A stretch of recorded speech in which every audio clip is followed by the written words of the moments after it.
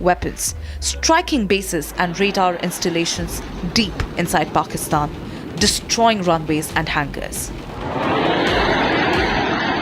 The report concludes by saying that India achieved most of its political and military objectives, with Pakistan cowering on the fourth day.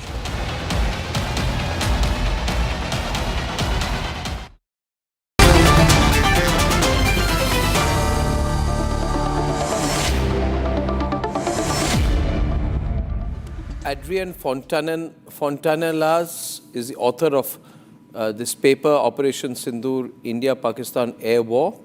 He's joining us from Lausanne in Switzerland. Adrien, thank you for joining us. Can you give me basically any details of how you conclude independently that the Indian Air Force had complete air superiority over Pakistan? What is the source of information? Is it open source information? Is it other information, or is it your analysis? Good evening. First, thank you for having me. So basically, all the sources I used are open source intelligence, and foremost testimonies on both the Pakistani side and, of course, several prominent Indian Air Force officers who gave conferences, such as Air Chief Marshal Singh, for example. So the data are very much public. The report does not bring anything new in this regard. Then it was a matter of making conclusion about what happened, and the situation was quite clear and obvious on the 10th of May, because the Indian Air Force was able to strike at will Pakistani airbases, whilst it was not at all the case the other way around. So basically, that's it. Used information and images that are available in both sides of the media, on social media, on open source, about who lost which aircraft and what the wreckage of the aircraft and what the missile casings reveal. Now, what does your analysis reveal? I'm very curious to see an independent third party give information on that, because between India and Pakistani side, there are always, allegations and counter allegations on this. What have you found? So basically, at the end of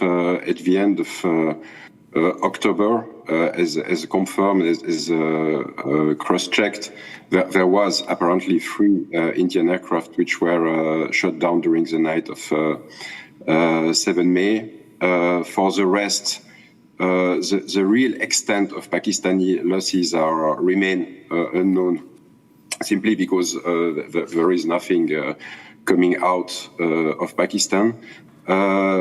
I have to say, some colleagues, namely Tom Cooper, which made a far more protracted and extended OSINT research, thanks to the help of several Indian researchers, is concluding that there is much more Pakistani losses. But as far as I was concerned whilst writing this report, it remains extremely difficult to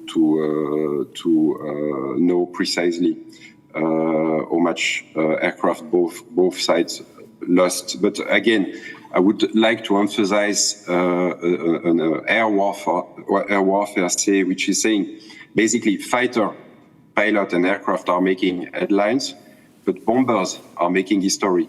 So even though there is, as far as I'm concerned, some uncertainty about the real losses from both sides, what is absolutely crystal clear is that the Indian Air Force was able to, in the end of this war, to bomb at will Pakistani air bases. And it is very important to emphasize that, because it's not look like it's fantastic and as dogfight between combat aircraft, but basically you are winning air superiority by striking enemy air bases, by dismantling air defenses and then striking air bases.